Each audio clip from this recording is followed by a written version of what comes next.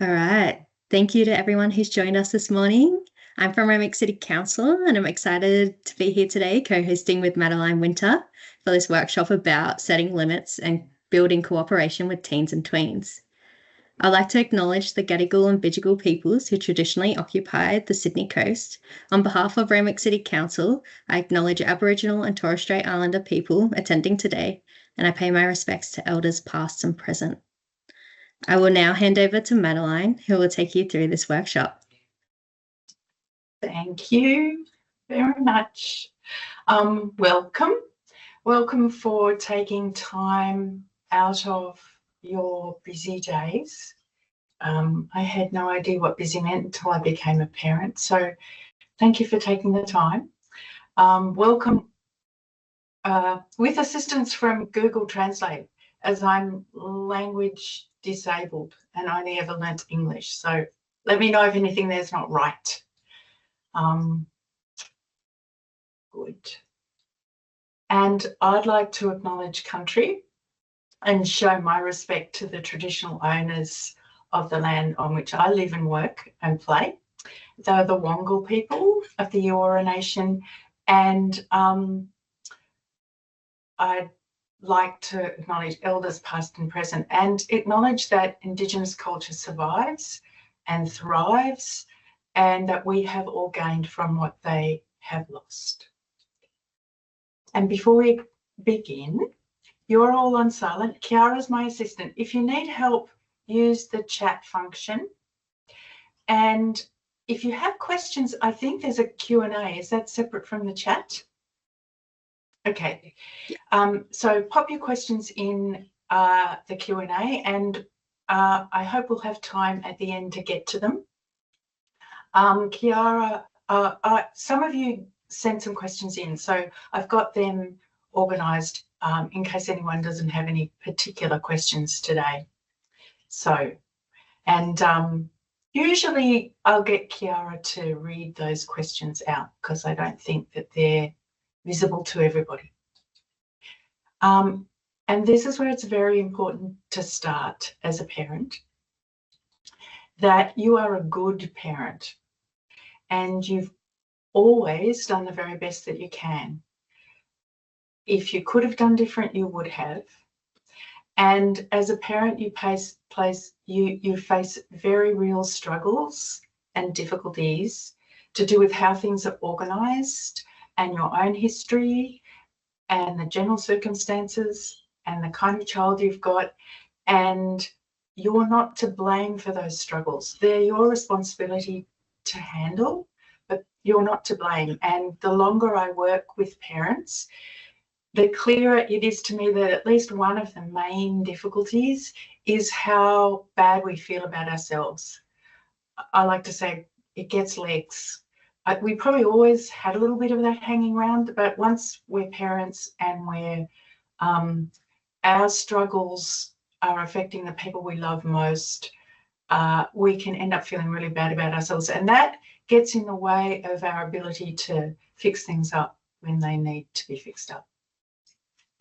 And someday you'll get a little rest. And I'm the parent of a 21-year-old, so I notice how much work it is to have little ones. So maybe it's a little easier, assuming that you're all here with slightly older kids, but I don't know. I don't know that you ever stop being a parent. And this is my dear husband who likes our friend's couch a lot. So, and after the webinar, we will upload this to a Randwick City Council's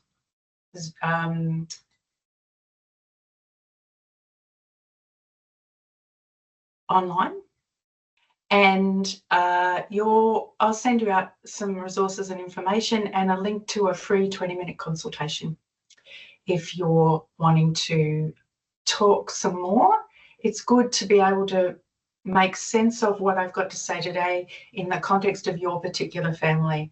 And one of the things I love about the approach that I work with, which is called hand-in-hand parenting, is that it's a set of tools, but they're able to be used very flexibly. depending on what's happening now and on what's going on in what the challenges are in your particular family. So just as a general bit of information, if you're looking for resources around parenting, the Randwick City Council has a great page with a regular program of events for parents and families. And as I said, YouTube was where you'll find this, but we'll send you a link. And what I want to do today is talk about some tools that we have found work well to build cooperation and set workable limits as your child gets older. I want to talk about how things are shifting now that your kids are heading. I'm assuming your children are somewhere between 9 and older. And depending on where they're at, things are changing as their bodies change and their brains change. And those mean that we need to shift in how we're thinking about our parenting and how we respond to them. So I want to talk a little bit about adolescence.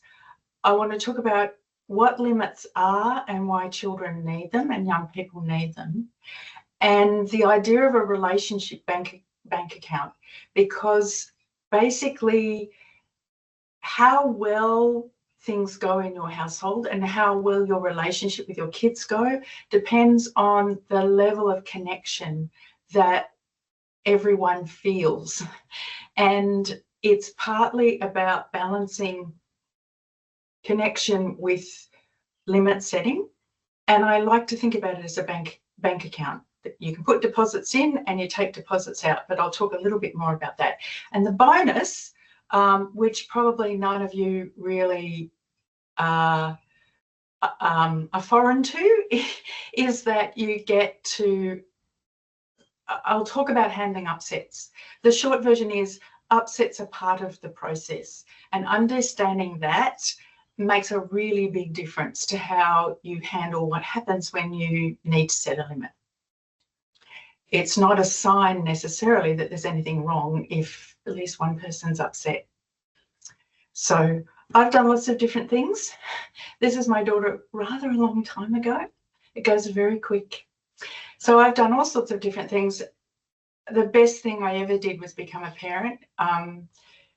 It was later than I would advise, but better late than never. And I had the advantage of having worked with families using these tools and this approach for quite a long time before I became a parent, which I think made a really big difference.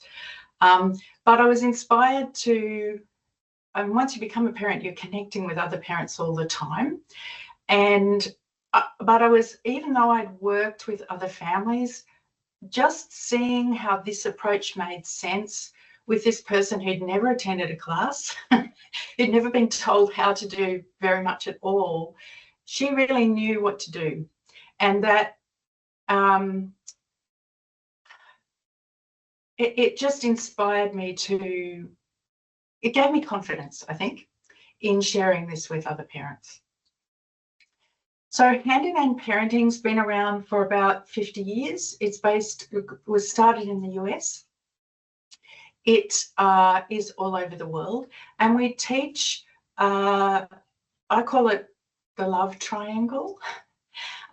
So we teach tools for connecting, which can be used between you and your child, or you can use them anywhere, but between an adult and a child, we teach tools for connecting, which are about putting a child in charge in a very structured way, a bit less structured as they get older, but I'll talk about that.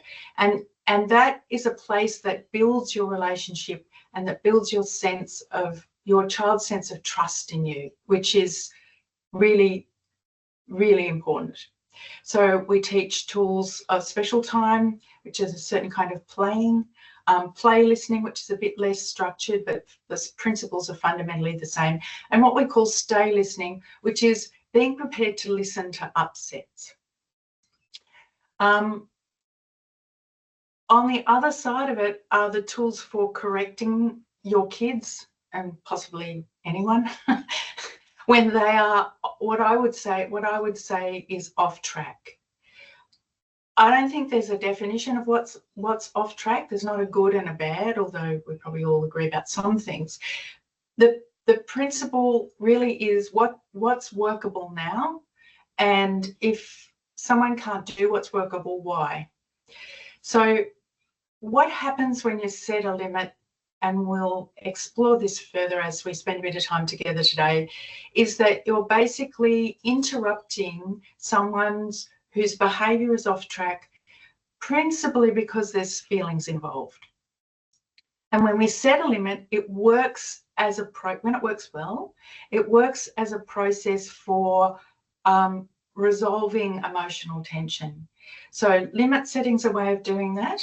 You can actually do limit setting playfully, and we may have time to talk about that, but it's a tremendously powerful thing to be able to do, partly because it sets a limit, it creates a limit, it brings a limit to a situation.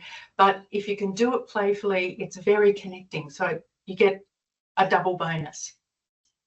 And again, listening to the upsets that are the result of having had to intervene and bring a limit around something, that's part of the process, and we have tools for knowing what to do when your kids are upset. In order to do all of that, you really need support, and we teach a listening tool, a parent-to-parent listening tool called a listening partnership. But whether you can set that up with someone, it's fairly simple. There are some guidelines that we've found over time really are important to agree to, but whatever you're doing in your parenting, you're really going to need somewhere to go and offload about how it all feels, about thinking about what you want, what your goals are, how you're feeling, and sometimes a chance to talk about what was going on for you when you were younger, because that turns out to have a really big effect on how you set limits and why you set limits. Your own story is really important. And so we teach a peer-based listening process where you can take turns listening to one another in a structured way that helps you to keep your thinking clean instead of full of your feelings about stuff. So there's a relationship bank account, briefly. Generally, I would say if in your relationship with your kids, you have a lot of struggles and limits, and things are difficult most of the time, it probably means that the connection credit, so connection is the currency in your bank account, the connection credit is low. And if things are going well and appear to be going smoothly and everyone feels close and it's easy to get things done, then that generally will mean that there's plenty of connection credits in your relationship bank account. It can get tricky because families, like each of your kids, have a relationship bank account with you. You probably have a whole family bank account. Sometimes you can borrow from someone else in the family's credit that they've built. If there's a big limit that needs to be set, it's a group project, really. But it's important to understand that generally, if you need to set limits, you need credit in the bank because limits use credit.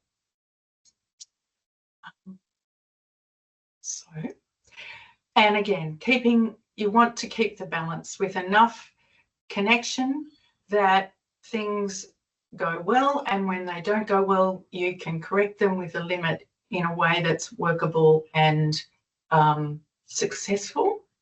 And the general tone of things moves more towards cooperation than struggle. And sometimes it's not because you are doing anything wrong, but that something has come in from outside on the family that you didn't choose, that's basically chewing up connection credit.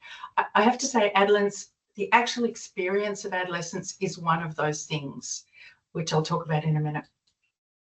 So just to orient us, there's two things I'm trying to do in this webinar, which is cover off the basics of how we think about limit setting and the importance of maintaining and building your relationship with an adolescent and understanding adolescence.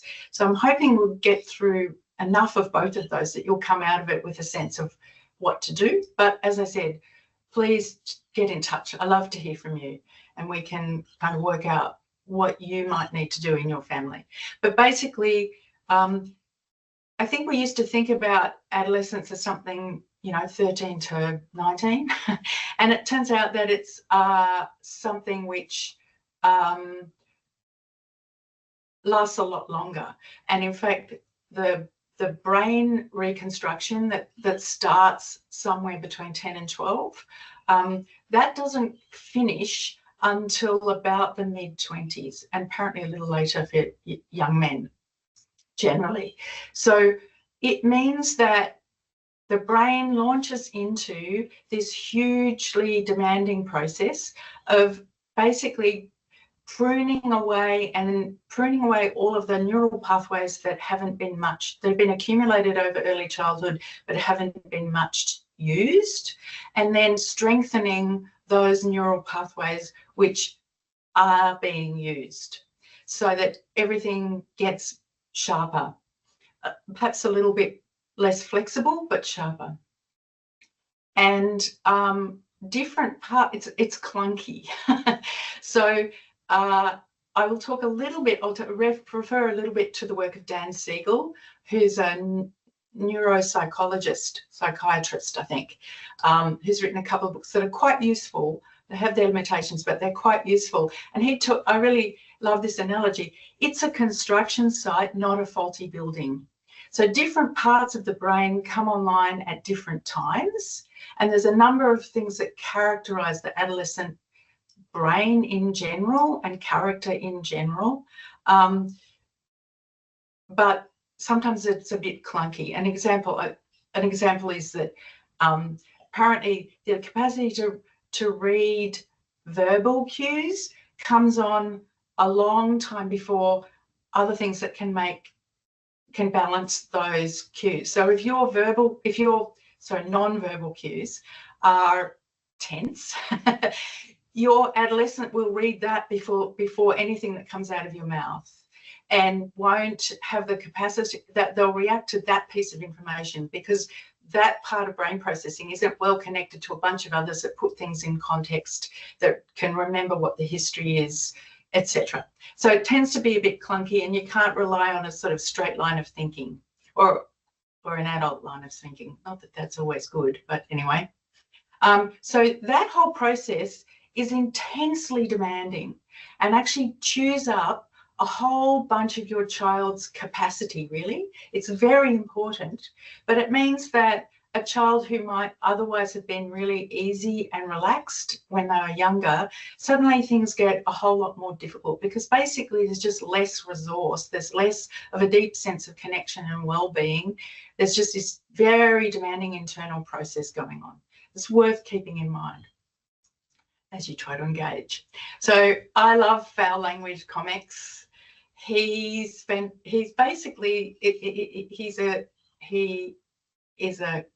I don't know what you call him, a comiker who provides every kind of sort of comment on parenting that you could wish for. So this is where things sometimes end up, and you're going to need to do quite a lot of translating.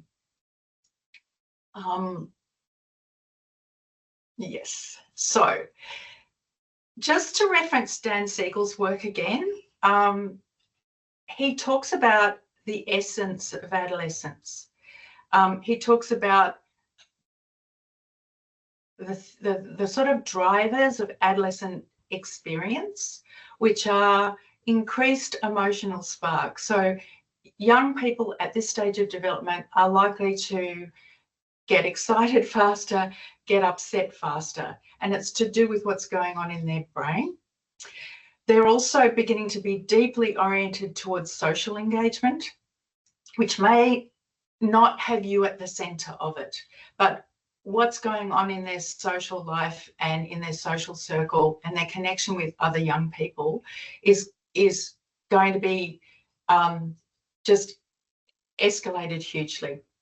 They're also inclined, and it's to do with the way different bits of the brain develop, they're also inclined to seek novelty seeking, and connected with that is a tricky capacity to assess risk, which makes their judgment unreliable, and is probably where you're going to need to set limits for safety.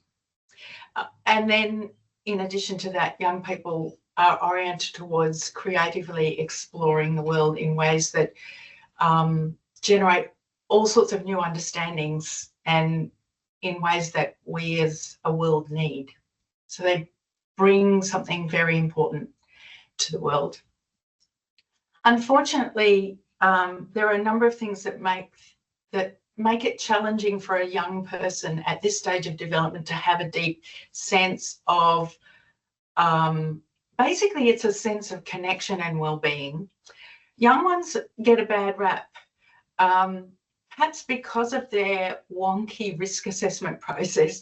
They get into trouble, but they get bagged, and the general press around young people is not great. You'll hear stories of what they've done wrong rather than stories of what they've done right. So stories about where the risk-taking is off the charts, but not where the creative exploration has just developed something completely new and different.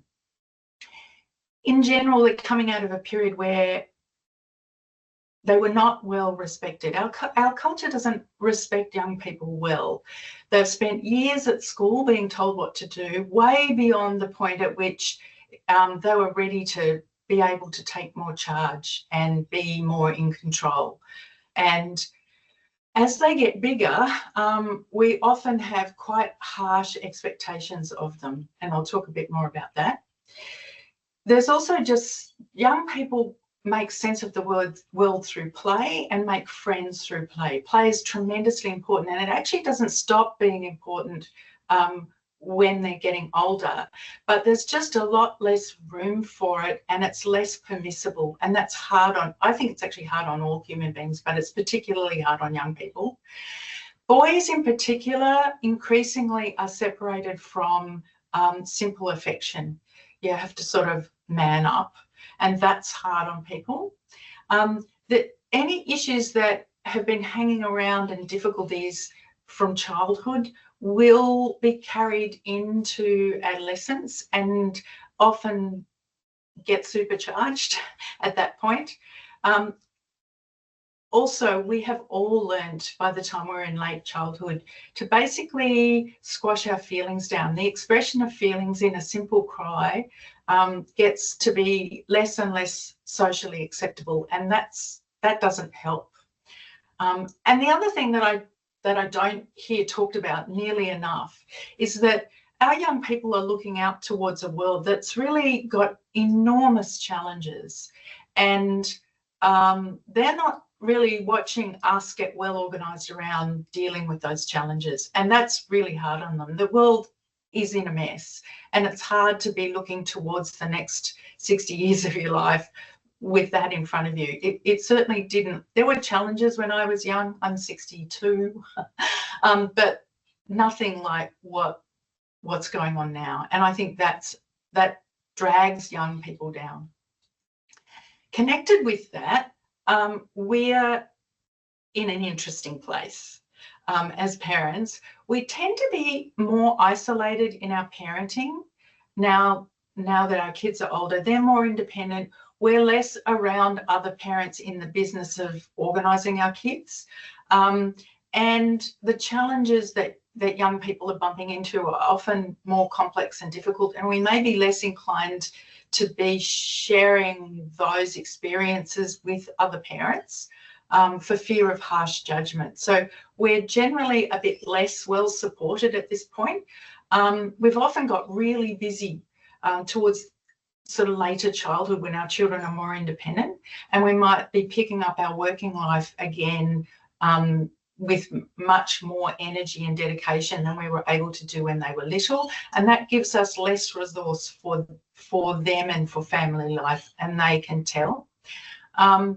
We also struggle we're incredibly smart, but we're also really, really dumb.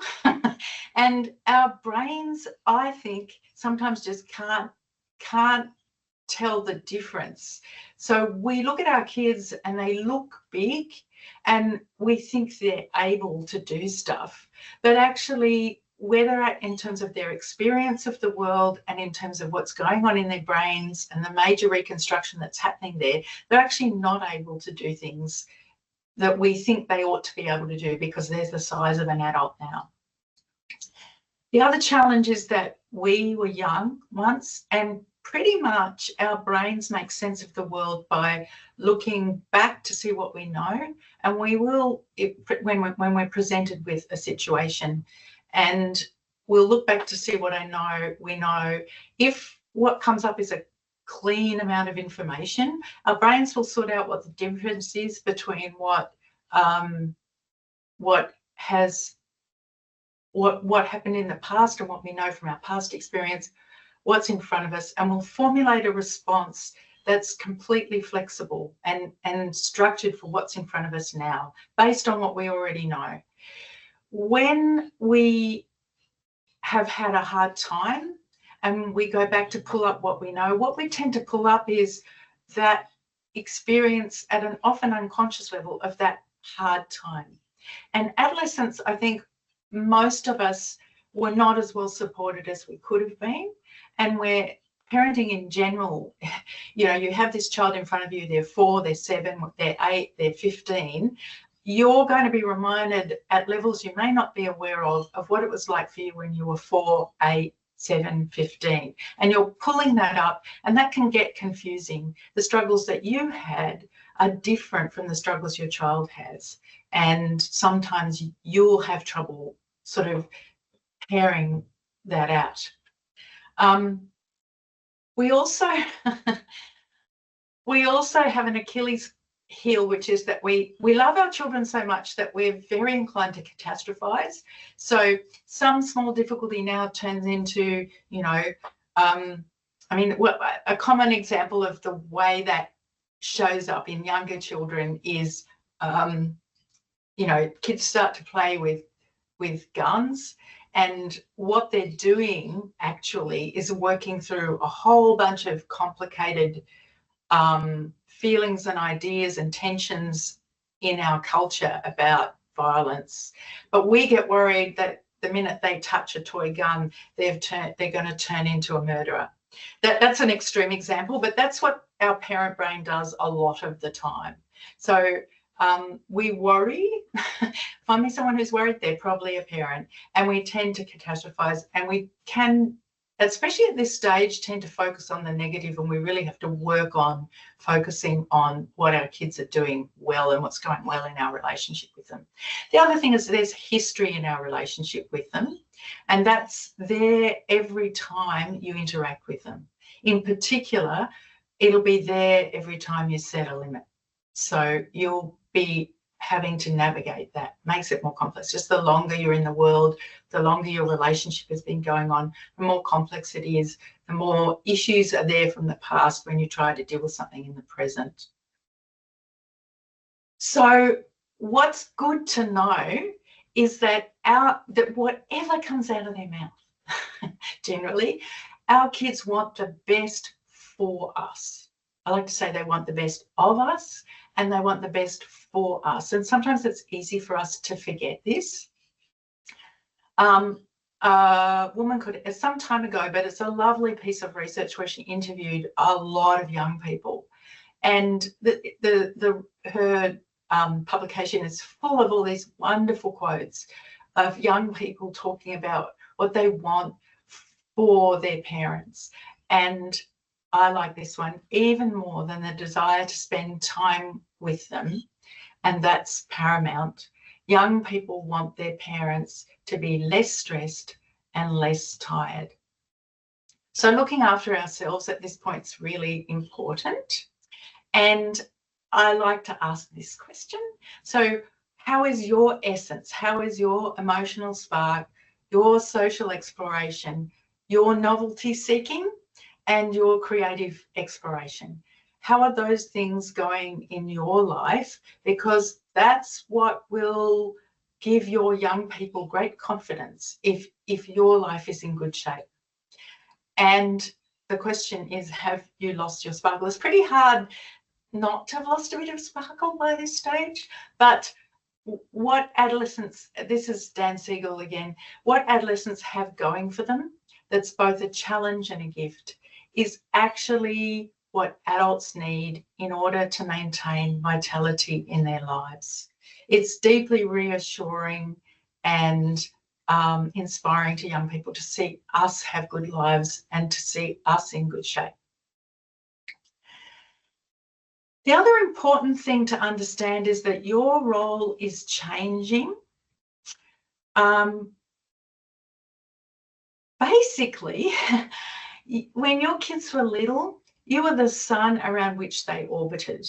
And in particular, when we talk about a very powerful connecting tool called special time, when your kids are little, you can rock up to them pretty much any time and offer them this kind of playtime, which we'll talk a little bit about later, but it's basically a playtime where a child gets to choose what they want to do. They know how long they've got your attention for, and you've decided to follow their lead and be enthusiastic and basically, you know, hold in check any sort of negativity and criticism you might be tempted to offer, and hold in check your general habit of being in charge of everything.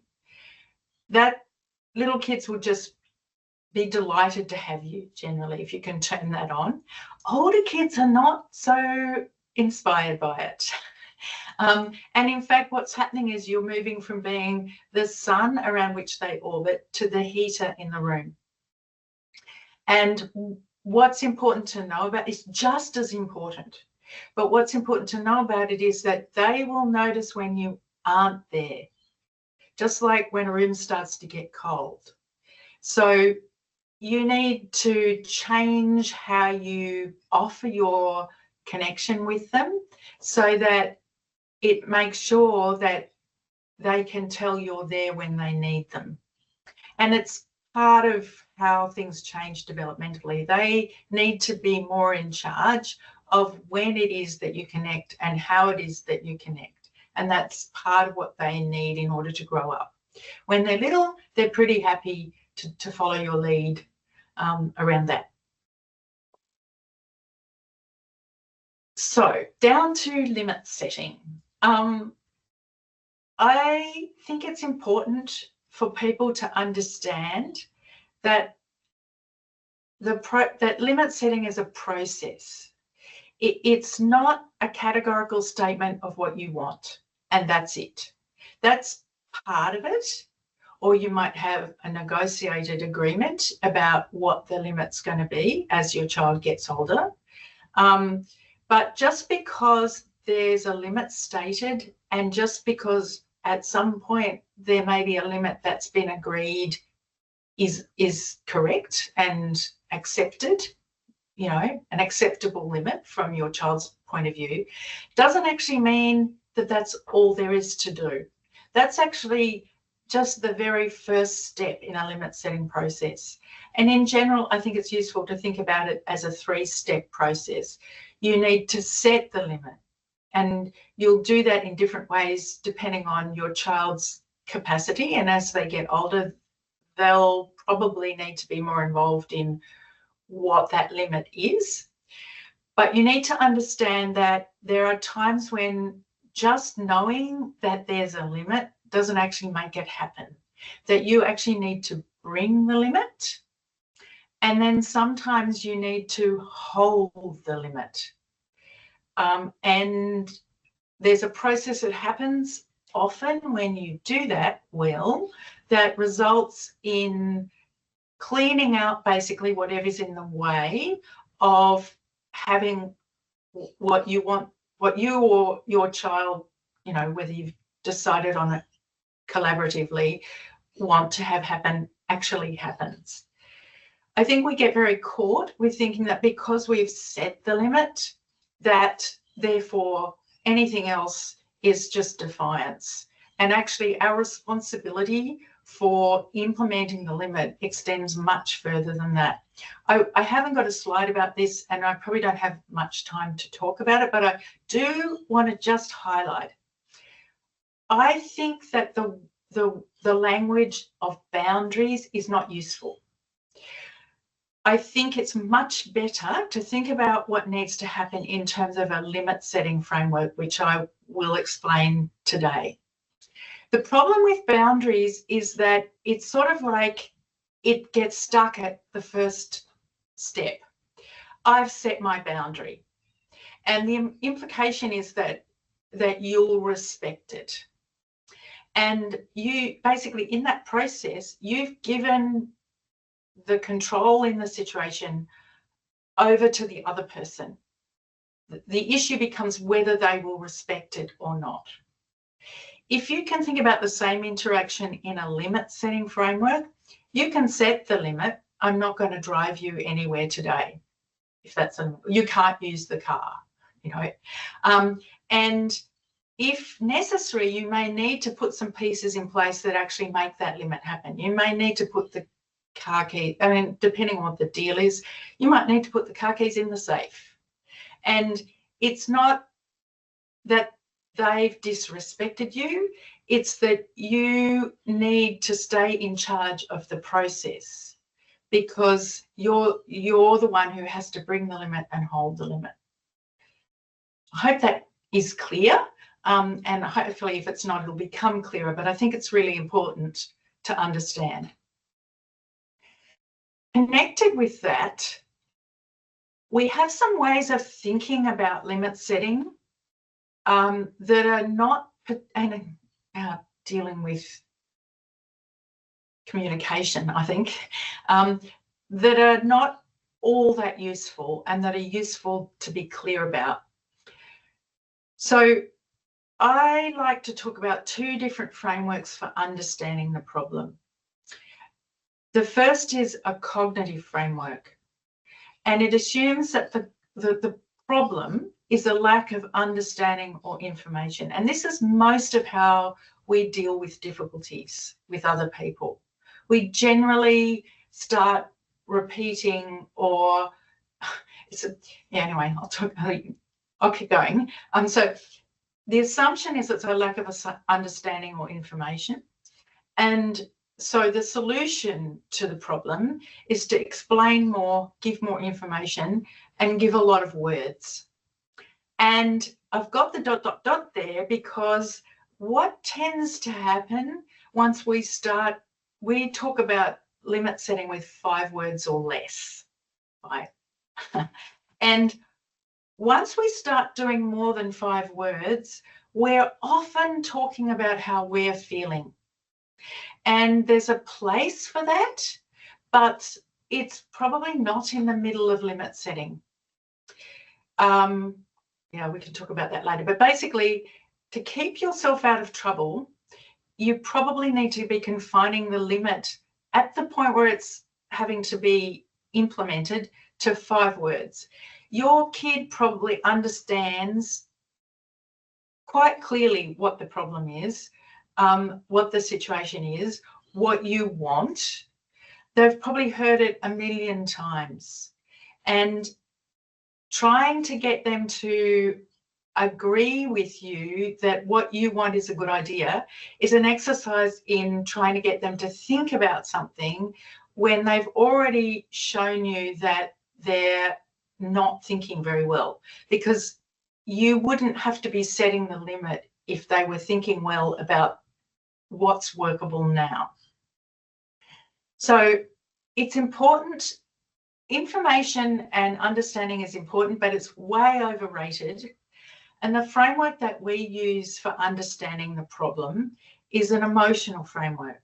So the problem in many, many cases is that feelings, theirs, and I have to say ours, get in the way of thinking and cause relationship difficulties and ruptures and a sense of disconnection. And that's the problem we need to address. And it generally isn't addressed with a lot of words. The solution is to figure out how we can reconnect and allow feelings. And if we do that well enough, we'll find that between us and them, we and our child can work out a workable solution to the problem. It may not be what you want, but it is going to be workable, and that's the critical thing. So understanding that, I advise that you don't get lost in words, that if you're using more than 5 words, you're trying to convince someone who's already shown you that they're not in a place where they're ready to be convinced. They may get there, but there's a process they need to go through, and maybe you need to go through. And that process is to do with connection. So when people feel connected, they can use their thinking brain. And a sign that they aren't feeling connected is that things get difficult and they're off track and you need to set a limit. When someone feels disconnected and they've gone off track, I like to say your first line response is going to be different from probably what you want to do. What we want to do is set the limit and have them comply. And sometimes we get stuck in thinking the problem is with understanding. The analogy is a bit like when someone can't understand you because they speak another language. I don't know how many times I myself have made the mistake and have seen others are making the mistake of saying the same thing in English louder. And it's like that's not going to help. That's not addressing the underlying problem, which is that we're both speaking a different language. Limits and words are similar. So the first thing you need to pay attention to is what is the state of connection credit in your relationship, because limit setting will reduce the connection credits. We use a tool called Special Time, which I'll talk about a bit more later or in the next slide.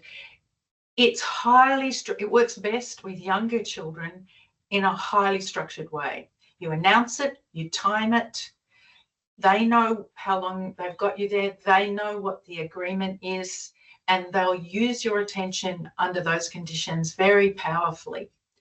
Once a child's heading into adolescence, and where this begins to happen depends with the child. If you can get away with using Special Time formally, hi, I've got 20 minutes, I've got half an hour, I've got an hour, it gets longer with bigger kids. They've got more complex things they want to do generally.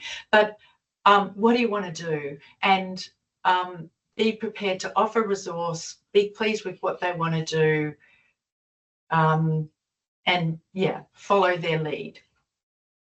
If you can do it that way, ideally put a timer on so everyone knows how long it's going to take, and do it that way. As kids get older, for a whole bunch of reasons that I haven't got time to go into, approaching them that directly often doesn't work. So you need to understand that the time you spend in their presence, where you're not demanding anything of them and where you're paying attention to what they're interested in, that is really important. That is often what Special Time looks like once kids are older, and you may not be able to announce it because they're so busy with what's going on inside themselves, they're not really interested in what you're doing. But they do know that you are there. So times where you are getting to hang out, you want to make yourself available without imposing yourself on them. So be around in the house, not be doing something, have periods of time where you're not doing something where you can't be interrupted. Have times with them where you really conscientiously decide not to have any agenda. There's no place that you have to be. Low intensity family time it's always important, but it becomes particularly important at this stage of parenting. And you really want to work on eliminating the negative and emphasizing the positive. All those little things that you want to pick at, you could put yourself on a diet for a couple of weeks and really, initially, I would just write down all those things you think you need to point out and see what happens if you don't do that for 2 weeks. Because your adolescent child's sense of connection is so precarious, they really, it doesn't work to be constantly chewing away at the connection credit in your relationship.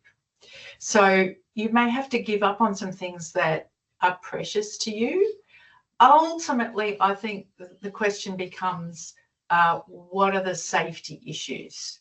That's one way that you can kind of try to figure out what's important. But anyway, paying attention to the connection credit in your relationship is the first line of defense. If you haven't done that, the limit setting probably won't go well. So special time with teens is adult to child one-on-one. Generally, they need a connection injection of you, and they ideally need it with each of the important adults in their life every now and again. You ask them, what do you want to do? And you let them lead, and you do it willingly and be delighted with your child for the time that you are doing it. You don't have to say it's special time, but you could. See what happens when you do. They may turn you down.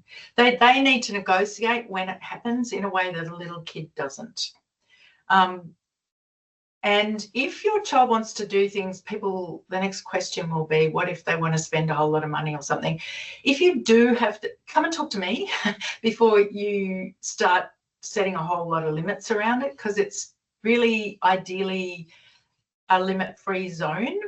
But if you do need to set limits, set them outside of the actual time you're spending together. So we're only going to spend 20 bucks. We're only going to drive. What do you want to do that we can get there in 20 minutes? Sort of set the parameters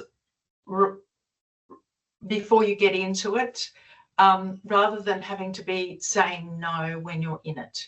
It gets a little bit less clear when you're not doing formal special time, but these are the general principles. What you really don't want to do in this time is bring up difficult subjects, take over and tell them what they should be doing, or ask prying questions, pass judgment, or refer to difficulties in their or your life. This is not the space for that. The space for that may become clearly available when you've after special time. It's interesting what happens often after special time. But yes. So generally, you'll need to be focusing on connection credits rather than connection killers. So eliminate the negative, emphasize the positive, understand that if they could, they would. And this is my key thing for parents of older children around setting limits. If you can't be cheerful, it's probably not going to work, because once you've stopped being cheerful around what needs to happen, and at this point you may in fact need to be doing a lot of reminding, and it can slip into nagging really easily. If you can keep your tone cheerful rather than resentful and whatever else, it's serving a useful function, but it's not telling them about how shitty you feel, to be blunt. That's not going to go well, because it's introducing how you feel into this limit setting process. How you feel about things may be something that you can have a discussion about in a different context, but bringing your feelings into the limit setting isn't ideal. It is almost inevitable. Sometimes it will get quite messy, and I think we have to give ourselves permission for it to be a little messy. But generally, the watchword is cheerfulness. So I'll talk a bit more about that. So basically, in this model, it's feelings, it's emotional tensions which are getting in the way of figuring out a workable solution. So when difficult feelings come up, we tend to feel disconnected and without a sense of well-being and confidence in our connection with someone and in our relationship with them. And at that point, we're not in our, what I call our thinking brain, we're in our feeling brain. And that's the challenge that you have to deal with when you're coming to set a limit. As I've said already, if they could, they would. Feelings are in the way. You need to make this fundamental assumption. Like, if they could, they would. So what's in the way? Generally, feelings are in the way. What you need to hold out are warm limits. So warm and cheerful. Because most of us struggle around limit setting because it was set in harshness with us. And almost like I quite struggle for a really warm tone of voice when I'm trying to set a limit. I do well enough. And I have a lot of connection credit in my relationship with my daughter, so it can weather the places where I'm a little less than elegant. And that is one of your insurance policies, is if your relationship has good connection, it doesn't have to be perfect. The process doesn't have to be perfect. But the limit needs to be warmly brought instead of meanly brought. And this is where I'm not going to talk about this here, but rewards and consequences, my short version is don't do it. It tends to just eat away at connection credits. When someone's upset, when feelings are in the way, which is a sign of which is that you're needing to set a limit, they're possibly not going to care about whatever the reward or the consequence was, or not be able to remember. So it looks like a quick route to getting things how you want them, but it does, if it works a bit, it won't tend to work long term. But if that's hard to understand, definitely come and have a chat with me, because it's, you know, it's common advice around in the world that, you know, people are motivated by rewards, and they're much more motivated by a sense of connection and confidence in and for them. So warm limits and expectations. Limits use credit. So you need lots of connection credit in your bank account. And I like this way of thinking about the challenge you have in front of you.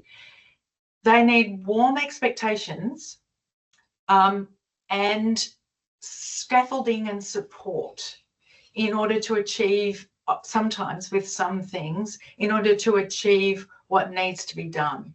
So the homework might be a common challenge. The scaffolding and support would be the space to do it in, reminders about time. If there's a particular subject area they're really struggling with, you might get them some help around the technicalities of that particular subject area. The expectations are about saying you can do this, and being prepared to be warm in that and understanding that upsets may follow. So the thing that so I've got a few watchwords here: cheerful, warm, and relaxed high expectations. I think young people need high expectations and can rise to those expectations given the right kind of support. But they need to be relaxed high expectations, not ones that are about their goodness or badness, not ones where there's bad consequences, mean consequences. Sometimes there's just consequences, but mean consequences if they don't achieve the thing that is being held out. For most of us, if we got high expectations as young people, they were tense. And there was a whole lot of emotional tension around them that actually got in the way and didn't help us build resilience and flexibility and competence around achieving things and being confident that we can. So, keep losing track of my pointer here. When you run into trouble, there's good reasons for it. There's good reasons for it. Part of the challenge is that stressful experiences create emotional tension. And that emotional tension can sometimes migrate and snowball. It will tend to drive off-track behaviour. And sometimes something that happened in the past, or it can be a long time in the past, or it can be just quite recently. Sometimes something quite big has happened, but we talk about pretexts, which are much easier to understand with little kids, although I don't know, I know plenty of adults who get uptight about the most amazingly petty things, but little kids will choose something like, the wrong colour socks and have a huge upset about it. And we understand that as they're using this thing, which really doesn't make sense to be that upset about, as a pretext for some much bigger upset that they can't necessarily articulate or talk about.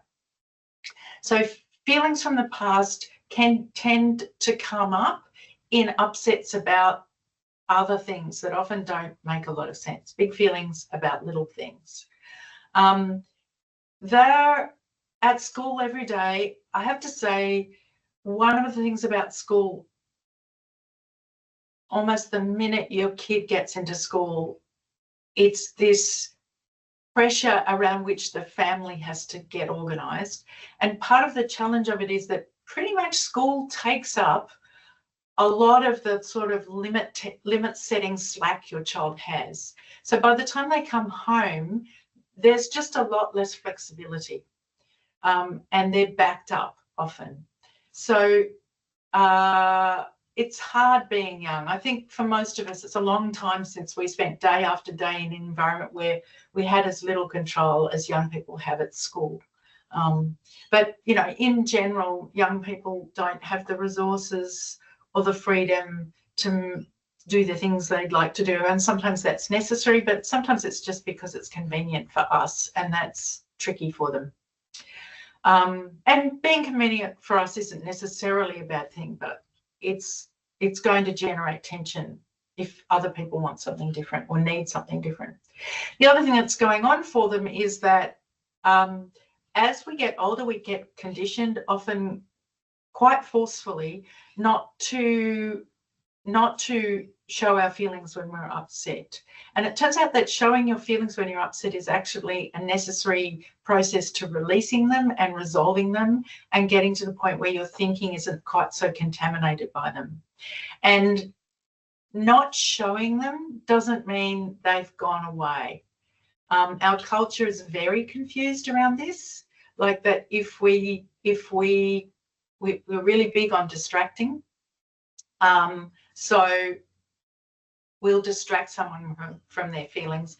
To use a sort of non-parenting example, someone's very sad about a death in the family, and we'll offer them a cup of tea. And often that's about how uncomfortable we are with their sadness because it reminds us of ours. But we're sort of hopeful that if they get their attention away from it, it won't be such a problem. It's kind of a complicated process, but basically the feelings need to be felt. And when that happens, people can think better. And we live in a culture that's really not about feeling feelings. It's about, I don't know, it's just doesn't work that easily. And our job as parents is to try and figure out how to help our kids process those feelings so that they've got the confidence to get on with what they need to get on with, or we can have things happen in our household that are workable. So warm limits, after your first line of defense, which is connecting, warm limits are your second line of response when your child is off track. I've tried hard to find photos of parents interacting with adolescent children, older children. It's actually quite difficult to find. I love this photo because, like, there's a safety limit here. This little one's heading in the wrong direction on this bench, but the lightness with which the dad restrains him or her is just very sweet, and I think exemplifies really what we want to aim for. There'll be times where we need to get in there fast and stop something dangerous happening, and that's imperative, and we need to understand that that's our responsibility at times. But most of the time, it's not a national emergency. Most of the time, a bit of guidance as the first sort of part of the limit setting process may be all that's necessary. And here he's offering this child a little bit of guidance, which the child may or may not take. So we need to ask ourselves, particularly with our older children, because every time we set a limit, it uses connection credit, we need to ask ourselves, is this limit really important? In particular, is this a safety issue? That gets to be very acute at this age and stage of parenting. Is this really important? Is it worth chewing away at the connection credit in my relationship to have this happen? I think we also need to ask ourselves, how am I feeling? Am I able to keep my tone cheerful? Sometimes you'll have to set a limit regardless. Sometimes you'll just feel impelled to set a limit regardless because you're so angry, and all of those things happen, and I don't think we want to give ourselves a hard time about it. So long as we're focusing on reconnecting and connecting and continuing to build the connection credits in our relationship with our children can handle us not being elegant. But if we know that we aren't going to manage a cheerful tone, around something that's not a safety issue, I think we need to really ask, can I live with it if this doesn't happen? And then the other really important thing is this a workable limit? So I talked about setting the limit or stating the limit, bringing the limit, which we'd probably talk about a bit more if we've got time. And then you have to be prepared to hold the limit. So, hang on, I'll go back. So, taking a 4-year-old to the supermarket and expecting them to not touch anything is an unworkable limit. One of the areas that most parents, almost every parent, struggles with younger children, but in particular as our children get older, is limits around screen time. And I don't pretend to have quick fixes around that. I think it's a formidable enemy that we will have to keep navigating and thinking about and trying to understand and intervening around and having upsets with our children about if necessary. But it's not going to help you if you can't hold the limit. So if you don't want them to use the phone at night, if it's in their room, you're not going to be able to hold the limit. Or you may need to have some way of managing the internet so that it's off. Or, I don't know, it's complicated, and as I said, I don't pretend to have expertise there, but I think you do need to, you want to try and avoid getting yourself into a situation where you've set a limit that you can't hold. And the challenge of this phase of parenting, and it's a continuing challenge, it's one which you'll be navigating more and more as your children get older, is that you can't actually enforce everything in the way that you could when they were little. And you need to be managing the relationship and deciding what limits to set in that context in a way that you probably didn't have to when they were younger. So a key issue for parents of adolescents is, can you actually hold this limit that you're expecting to happen? And if you can't, what then? Anyway. And the next, and of course, the other question in whenever you're feeling pulled to set a limit is, how connected are we? How much connection credit is there in the relationship? And have I got enough there to use when I'm going to set this limit? As I said, there'll be safety issues sometimes, and you can't sit around assessing how connected you feel. But a lot of the time, if you haven't gone their way in a way that they can tell you're going their way, setting the limit will be harder than it needs to be. So lighten up, cheerful limit setting, don't sweat the small stuff. Your criteria are that they're safe, happy, and well. Stop nagging. They would if they could. You'll need to change something about the way it's set up or the way that you are bringing or holding the limit. But nagging really is just going to undermine everything, and you're better off just doing it yourself. Stop supervising daily tasks. It chews away at young people's sense of connection. Be prepared to offer cheerful reminders. And I haven't talked about it in detail, but basically don't set up rewards and punishments. They just don't work long term. So the next piece is that when you set a limit, what that does is it provides something against which your child, who's running in front of feelings, pushes.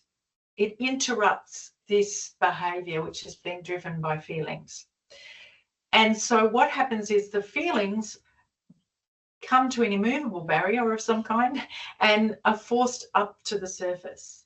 So the upset that happens is actually part of the process. It's a necessary offloading of emotional tension, which is getting in the way of thinking well about the situation.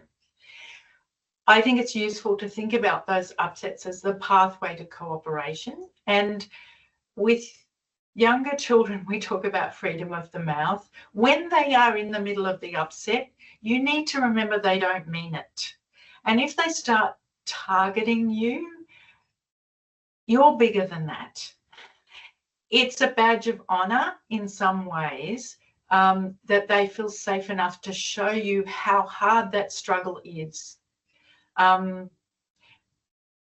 If your child's rude all the time, come and see me, because that's actually not an upset that's working well. There's not enough of a limit there to get that out in the open and deal with it. Basically, often young people are struggling with a sense of powerlessness in the face of a big feeling. It could be from a long time ago. You don't necessarily know what it is that's being pulled up in this upset. And sometimes the person who you've set a limit with will need to fight. They'll need to push in order to have a sense of being powerful in relation to this feeling. So your child may target you. And none of this is easy, and you will need support. You'll need somewhere where you can go and talk about it with someone who cares and who someone's not going to judge you, and someone's not going to judge your child for the upset that's happened. The upsets are more straightforward the younger your child is. As your children head towards adolescence, they're emotionally much more defended, and you're actually, when an upset comes up, you actually have to navigate that first. So upsets are rarely at this stage a nice, satisfying sob.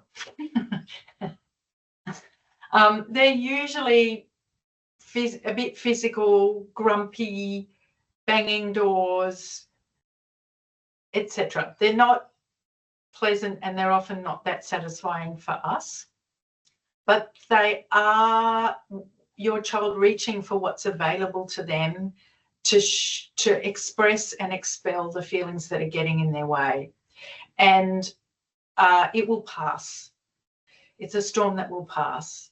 And you just need to hang in there with it. You need to keep things safe, but you don't necessarily need to do anything about it, and you don't necessarily need it to make it stop. What happened for you when you were upset as a young person will also be your point of reference, and that may make it difficult for you to hang in there with your kids when they're upset. But fundamentally, upsets are part of the process, and understanding that can help us find our way through them. Just a little primer on feelings. Tears relieve stress and grief. Tantrums are not well understood in our culture, but they're actually the way that human beings release frustration. And if you can let a tantrum go in a little one and let it run its course, they're often hot and fast. And out of it, sometimes a child can do something that they just could not do on the front side of the tantrum. We tend to read them as defiance, and that's not helpful. It may look like that, but it's a tantrum. Laughter heals fears, and there are some kinds of fears that are released in a physical process of shaking, or I think some of the stomping around that happens once our kids are a bit older can be about feelings of fear. And also by the time you're 9, 10, 11, 12, older, there's a very big sense of things not being fair. Children are very backed up on experiences of arbitrary control and a sense that things haven't been done fairly and right, and they'll find ways of telling you that. So you're working with a backlog, but giving anyone a chance to work through that set of feelings tends to have things go more smoothly and restores thinking and a sense of connection. And sometimes there can be quite a profound sense of connection once you've worked your way through an upset. We call that stay listening. So when your tween or your teen is upset, it's important to remember they aren't thinking, so they can't take care of safety. You're the safety manager. So move, move grandma's vase out of the way. Try and corral them into some space where they're not going to break anything. Stay as close as you can. Understand that what comes out of their mouth isn't something they mean at that point. They may get quite mean. They've been watching us for quite a long time and they know exactly what our buttons are. So it's important that you can try to remember not to take it personally. I talk about it being, there's two pieces to this process. One is our children who have a very, very sophisticated bow and a very sharp arrow. And the other is that we're walking around with a very big target and they're aiming their arrow at our target. And the project is both to blunt their arrow and to reduce the size of our target. So you'll get targeted if you can possibly remember not to take it personally. And once you stop being able to remember that, find yourself a listening partnership and tell them all about it. It is really important. The bit I haven't talked about a lot, but it's important to understand that you actually don't have to fix every problem that turns up. Sometimes just figuring out where the limit is and working through the upset that follows will resolve things. And as our children get older, the challenge of not moving in to fix it gets clearer and clearer. I think it's always a challenge for parents to understand that there's almost always an emotional component to any difficulty our child encounters, and we can hang in there and let them feel those things and don't have to immediately jump in to fix it. The thing as our kids get older is that it's often we can't fix it and we have to face something there. Or it's best to let them sweat. Anyway, it continues to be a problem, I can tell you. So when you're listening to upsets, they'll be loud. They may use strong words. It can be quite physical and dramatic, or it could be quiet tears and sadness. Sadness is tears. The bunch of other things is generally fear, in my experience. And stopping the upset doesn't stop the feeling.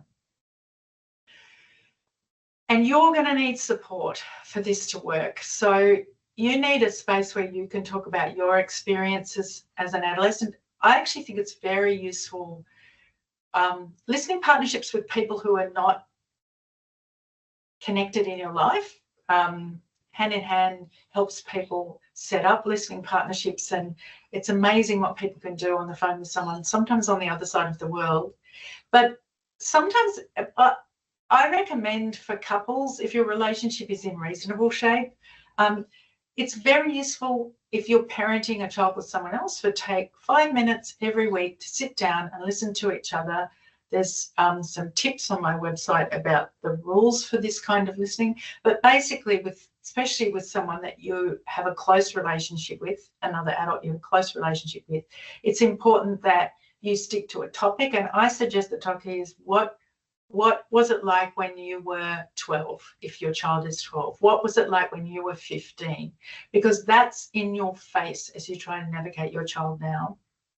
I like to say some of it we can remember, some of it we just breathed it in and we breathe it out with the same sense of not really being clear that it's something that wasn't so positive and that comes from the past.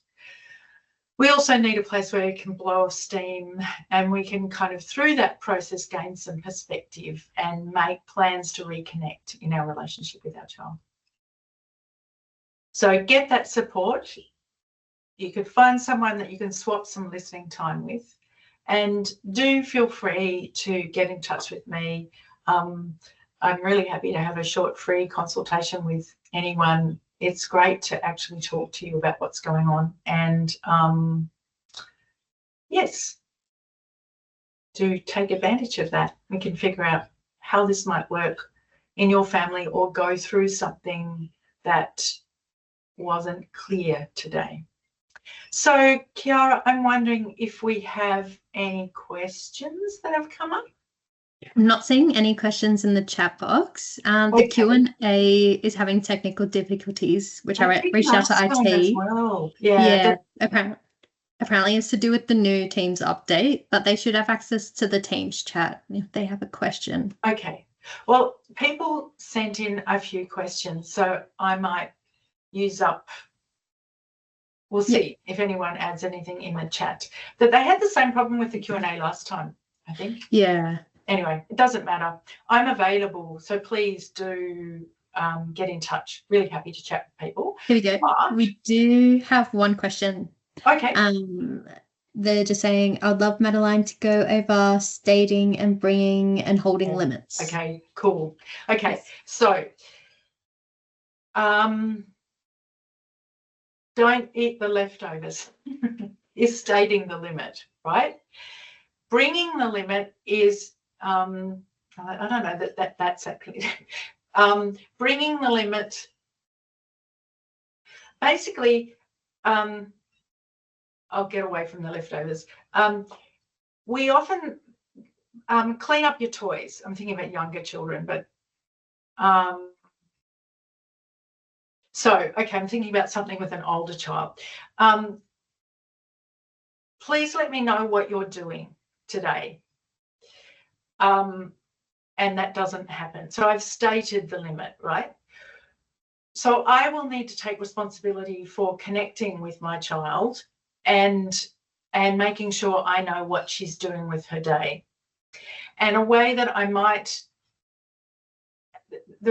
scaffold that and provide support along with a relaxed high expectation that she will tell me what she's doing with the day, is set up a calendar that she can fill in To bring the limit, I will need probably to cheerfully remind her that she needs to fill in the calendar so I know what she's doing. And I don't know about holding the limit here. Well, holding the limit might be, in this instance, holding the limit might be like, if you don't fill in the calendar, this sounds like a consequence. It gets complicated really fast. But if you don't fill in the calendar, I won't know you need the car and I will have to go and use it. So I'm holding the limit. I'm going to use the car here. I don't know if that's clear enough. With younger children, it's like we often think we can tell someone to do something from the other side of the room, and kids don't listen. So, I mean, turn off the television might be one of those things. And they're acting like you haven't even asked it. And so then you need to go and bring the limit closer. So you might put your hand on the remote control and say, we need to turn off the television. You could just turn the television off, but bringing the limit is a way that you can find that point at which you bump into the feelings without, you want to do that as gently as possible in the way that you bring the limit. So you might put your hand on the remote control and they're still looking at the screen as if you aren't in the room. And so then you have to bring the limit further and you turn off the television. And then to hold the limit, you might need to put the remote control somewhere out of reach, right? So yes, the tricky thing as our kids, I don't know if that's any clearer, the tricky thing as our kids get older is that there are some limits, like once they're able, there are some limits we can't hold. So you can't go to the shops, right? Actually, my friend has this challenge. Her child heads off to the shops after school, is in mid-high school. So she has to bring the limit. So she rings him up to find out where he is. She set the limit, you need to come home after school. He doesn't. She rings him up, where is he? You need to get on the bus and come home. It's clear that he's not going to get on the bus and come home. She needs to bring the limit. She'll get in the car and go and get him. And yeah, and it's not workable. That's a good example, actually. It's not workable to keep on saying you need to get on the bus and come home, because if he's not going to do that, he's not going to do that. So you need to do the next thing that brings the limit to him. And it's the, yeah, you need, yeah, I don't know if that's any clearer. But it's a good distinction, and it's much clearer with little ones. And the thing I find with parents of adolescent children is that it's really easy to get caught trying to set a limit you can't hold. And there are some things that now that they're able to organise themselves, you really have to accept you can't control. And that's quite a challenge for most of us. We just have a question following that. Yeah. They're just wondering, like, and do you do this all cheerfully? Because it's so tricky with teens. Yes. The cheerful, I like to put that out there as a relaxed high expectation for parents. So it's a kind of watchword. If you're not, as I said, in the end, there'll be some times where we don't do this elegantly. And I think that parenting approaches which have a set of steps that you've got to implement exactly, or otherwise you've failed, aren't useful. It's a constant and flexible process of managing your relationship with your child. And it depends on a whole bunch of different things what you might do today. But in general, so you may lose your temper, and that isn't a good thing, but you don't deserve to give yourself a hard time about it. And if you've ended up in an interaction that hasn't gone well, you are not confusing anyone by trying to figure out and acting on an opportunity sometime in the near future where you get to connect again.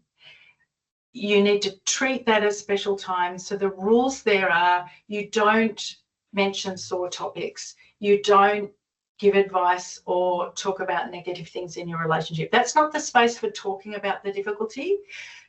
Talking about the difficulty may become easier once you've had a chance to reconnect. So if you lose it, the way you can apologize, you're welcome to, but the issue is more that, well, apologies are a whole complicated thing in themselves, because people often get upset at us when we apologize. That's actually part of the process. But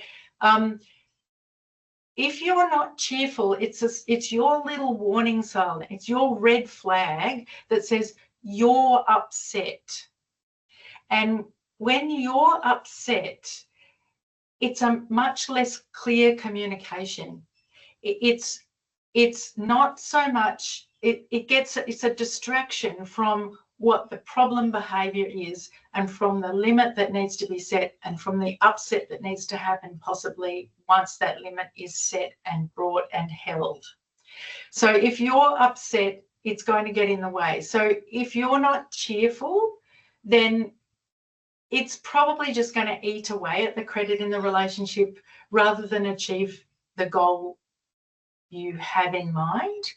And I was going to put this in earlier in the week. I was thinking about this and I forgot to put a slide in to say, the bottom line is, if what you're doing now isn't working, don't keep doing it. There's something that you need to do differently, and maybe you need a hand and someone, you know, come and spend some time with me, or find someone that you can talk through what's happening and how you might approach it differently. But yes, if the way you're setting limits isn't getting the results that you want, then there's work to be done for you that may make it possible to get where you want to, or to come to some workable agreement with your child about what's going to happen. But if you're not cheerful, it's a sign that it might be better if you just go for a walk, assuming that you're not up against a safety issue. Anything else?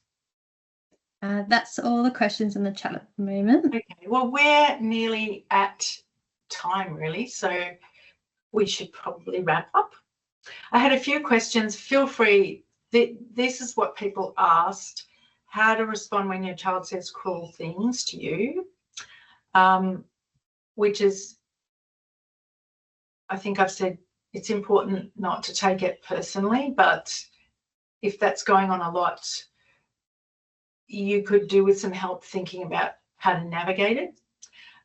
Sibling stories are always complicated, but the short version is how they interact with each other has a lot to do with how connected they feel to you.